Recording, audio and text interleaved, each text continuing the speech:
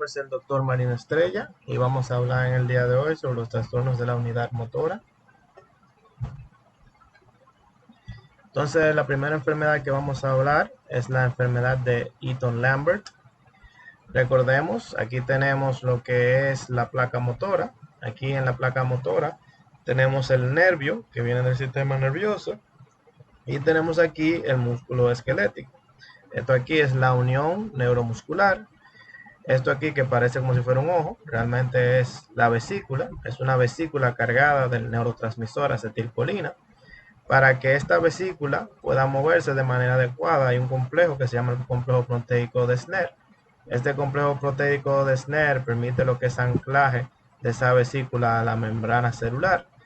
Para que la acetilcolina pueda salir del nervio, lo primero que debe de ocurrir es que debe salir calcio y cuando entra el calcio hacia el nervio, cuando el calcio entra hacia lo que es el nervio del sistema nervioso, o sea, hacia lo que es aquí, lo que es la neurona, entonces luego de que entra el calcio, ahí es que puede salir entonces la acetilcolina de la vesícula a través de lo que es el transporte macromolecular llamado exocitosis. Entonces, por lo tanto, si el calcio no puede entrar hacia la neurona, si no puede atravesar la membrana celular hacia la neurona, pues entonces no puede salir lo que es la acetilcolina de la vesícula. Entonces, lo que pasa con la enfermedad de Eaton-Lambert es que hay anticuerpos que están ocupando los receptores que permiten que el calcio entre hacia la neurona. Entonces, al calcio no poder salir de la neurona, o sea, no poder entrar hacia la neurona, entonces no puede salir la acetilcolina a través del transporte macromolecular debido a que el calcio es importante para que entonces pueda ocurrir lo que es la exocitosis. Por lo tanto, en la enfermedad de Eaton-Lambert, lo que se caracteriza es la presencia de anticuerpos en los receptores de calcio de las neuronas, y al estar estos ocupados, pues no permiten que el calcio entre hacia la neurona y por lo tanto no ocurre lo que es la exocitosis de la acetilcolina por la neurona hacia lo que es la unión neuromuscular. Recordemos que esto es importante para que ocurra luego de que llega la acetilcolina aquí, debe ocurrir lo que es la entrada de sodio, luego de que entra el sodio despolariza, luego de que el sodio despolariza, el calcio del retículo sarcoplásmico se adhiere a lo que es la troponina y permite la interacción actina-miosina. Luego el potasio sale de la célula, repolariza y la bomba sodio-potasio ATPasa luego restaura el gradiente químico a su reposo inicial. Pero como pueden ver en esta enfermedad, en la enfermedad de Eaton-Lambert, pues entonces no puede ocurrir nada de lo que debe de pasar a nivel de músculo esquelético, simplemente porque nunca se adhiere la acetilcolina, porque el calcio no permite que salga de la vesícula. Vamos a hablar ahora de otra enfermedad, que es la enfermedad de Myasthenia gravis, en la cual se adhiere aquí un anticuerpo a lo que son los receptores colinérgicos. Entonces recordemos, aquí tenemos lo que es el espacio extracelular, esto aquí es el espacio intracelular. Recordemos que el potencial de membrana de una célula es positivo en su exterior y es negativo en su interior. El sodio es el catión más abundante del espacio extracelular.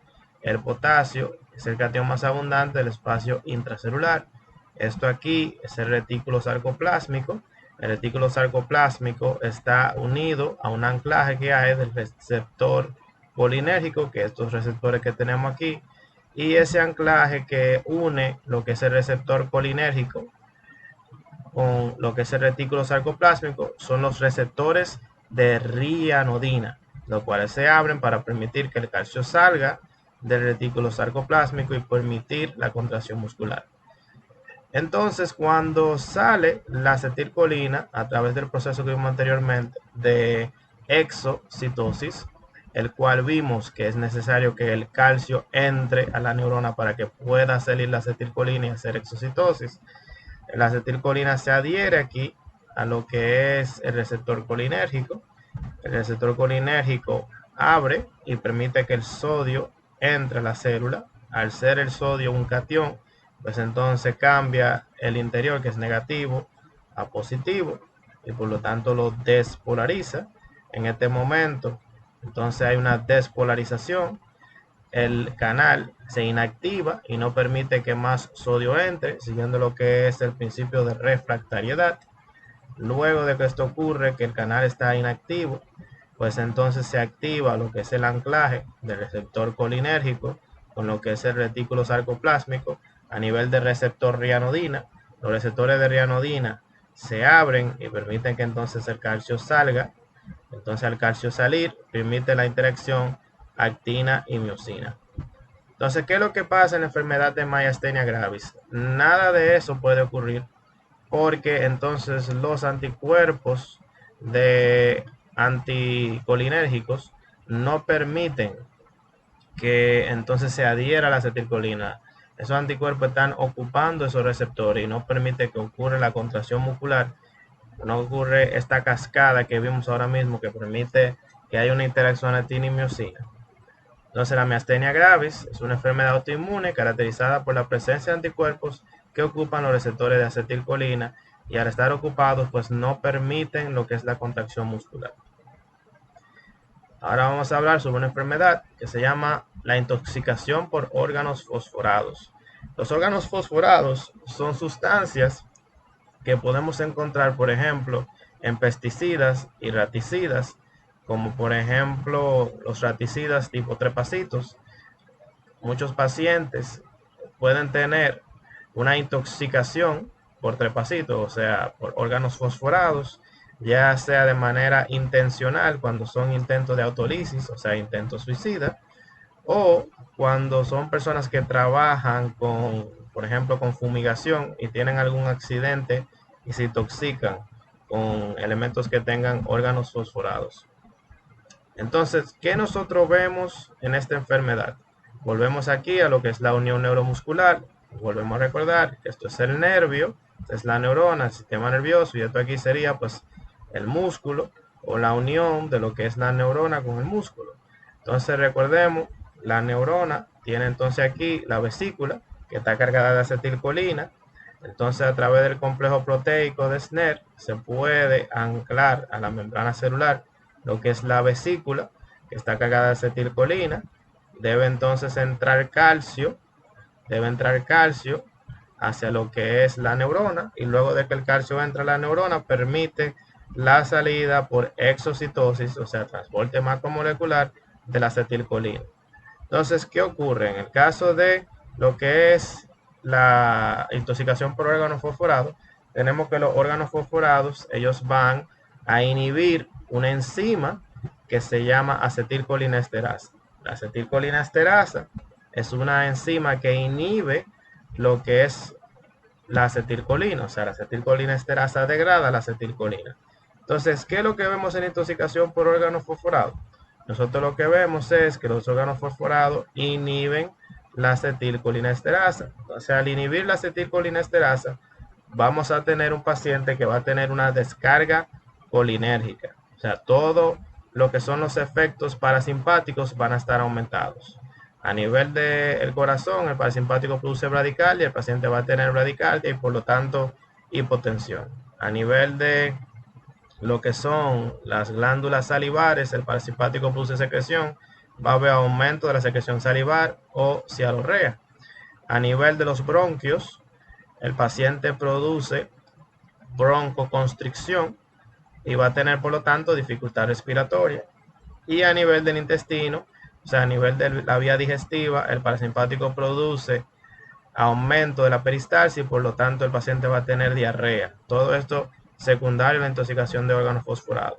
Pero ¿cuál es su fisiopatología inicial? Es la inhibición de la acetilcolinesterasa, que como pueden ver esta imagen, lo que hace la acetilcolinesterasa es degradar la acetilcolina y entonces al ser la acetilcolinesterasa inhibida o bloqueada, pues se acumula la acetilcolina y viene toda la sintomatología diferida por esa fisiopatología. Vamos a hablar ahora sobre lo que es el síndrome de Guillain-Barré. El síndrome de Guillain-Barré era una enfermedad relativamente rara o poco común, pero luego en el país de la entrada de lo que es el Zika virus, que es una enfermedad viral producida por este mosquito, que es el vector Aedes aegypti, un mosquito que también produce otras enfermedades en nuestro país, como por ejemplo el dengue y la chikungunya. Tenemos que el Zika virus es una etiología común que produce posteriormente esta enfermedad, que es una enfermedad autoinmune, en la cual ataca nuestras neuronas. Vamos a explicar ahora cómo que ocurre esto. Entonces tenemos que en nuestro cuerpo las neuronas están cubiertas por esta sustancia que es la vaina de mielina. La vaina de mielina es una sustancia que recubre las neuronas y permite que la conducción nerviosa sea más rápida, que el impulso nervioso tenga una mayor conducción. La manera en que ellos hacen este aumento de conducción nerviosa es que tienen aquí lo que son los nodos de Ranvier, que son unas aperturas que hay entre esta vaina de mielina, y mandan entonces sus impulsos de una manera saltatoria. Hacen un impulso saltatorio que hace que la conducción nerviosa sea más efectiva, sea más rápida. ¿Qué es lo que ocurre en el caso del síndrome de Guillain-Barré?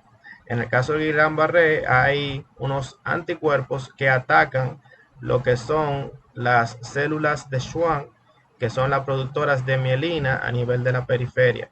Y entonces, ¿qué van a presentar esos pacientes? Los pacientes van a tener una debilidad muscular que por lo regular empieza a nivel de los pies y luego va ascendiendo por los miembros hasta que llega al tronco.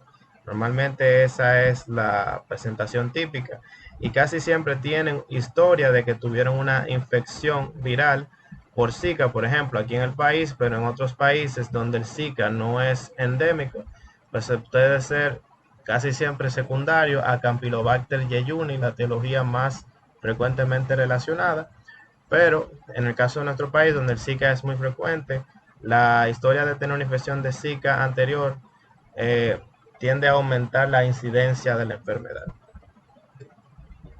Ok, ahora vamos a hablar de una enfermedad que también ataca la mielina, que es la esclerosis múltiple. En el caso de la esclerosis múltiple, lamentablemente es una enfermedad que, a diferencia del Guillain-Barré, que es reversible y que es aguda, la esclerosis múltiple, a diferencia del Guillain-Barré, vuelvo y digo, es irreversible y es por lo regular progresiva. Es una enfermedad progresiva, irreversible y no tiene cura. Mientras que el síndrome de Guillain-Barré sí es una enfermedad tratable, manejable, irreversible, pero la esclerosis múltiple no lo es. Entonces, la esclerosis múltiple, al igual que el síndrome de Guillain-Barré, también se caracteriza por anticuerpos que atacan la mielina. Pero a diferencia de lo que es el síndrome de Guillain-Barré, los anticuerpos en este caso lo que atacan son los oligodendrocitos, los cuales son productores de mielina, pero a nivel del sistema nervioso central. A diferencia de las células de Schwann, que son células que producen mielina, pero a nivel del sistema nervioso periférico. Ok, entonces aquí le tenemos esta imagen porque vamos a hablar ahora sobre lo que es el tétanos, una enfermedad producida por una bacteria anaeróbica que se llama el Clostridium tetani. Entonces lo que ocurre en el caso del tétanos es que tenemos un neurotransmisor que se llama el GABA. El GABA es un neurotransmisor inhibitorio que se llama ácido aminobutírico. El GABA lo que hace es que se adhiere a un receptor de GABA, abre el canal y permite la entrada de cloro. El cloro, recordemos que es un anión, es un electrolito cargado negativamente, a diferencia del sodio, que es un electrolito cargado positivamente. Recordemos que cuando el sodio entra, lo que hace es que despolariza porque es positivo. En el caso del cloro, el cloro es el anión más abundante del medio extracelular. El cloro, luego de que el GABA es adherido al receptor del GABA, pues entonces permite que el cloro entre. Cuando el cloro entre, como es negativo, lo que hace es que torna el interior inclusive más negativo. Y este proceso se llama hiperpolarización. Lo que ocurre en el tétanos es que las toxinas que produce el Clostridium tetani se adhieren a los receptores del GABA y inhiben el GABA. inhiben lo que es el GABA, y al inhibir el GABA, pues entonces el paciente se mantiene contraído, mantiene una contracción espástica. Entonces lo que ocurre en el tétanos es que es una enfermedad producida por una bacteria en la cual la toxina bloquea el GABA y el músculo se mantiene contraído produciendo tetania muscular. Por eso que se llama tétanos. Ok, entonces vamos a hablar ahora sobre lo que es el botulismo y vamos a hablar lo que es la toxina botulínica. En el caso del botulismo, lo que vemos, vamos a volver otra vez aquí al esquema del nervio uniéndose aquí al músculo, y tenemos que esto sería pues la vesícula cargada de acetilcolina. Entonces la vesícula cargada de acetilcolina se ancla a través del complejo proteico, el calcio entra hacia la neurona y entonces ahí sale la acetilcolina por exocitosis. En el caso del botulismo, lo que tenemos es que esto va a atacar lo que es el complejo de Sner. El complejo de Sner, vuelvo y le digo, es un complejo proteico que permite el anclaje a la membrana celular de lo que es esta vesícula. Como no ocurre ese anclaje, pues entonces se queda el músculo en parálisis muscular porque no puede llegar la acetilcolina y por lo tanto el músculo no se contrae. ¿Ok? Entonces, ¿qué es el botulismo? Es una enfermedad causada por las bacterias anaeróbicas Diploclostridium botulinum, la cual produce parálisis muscular por el bloqueo del complejo de Sner. Pues muchas gracias y nos veremos entonces en otro video. Se me cuidan.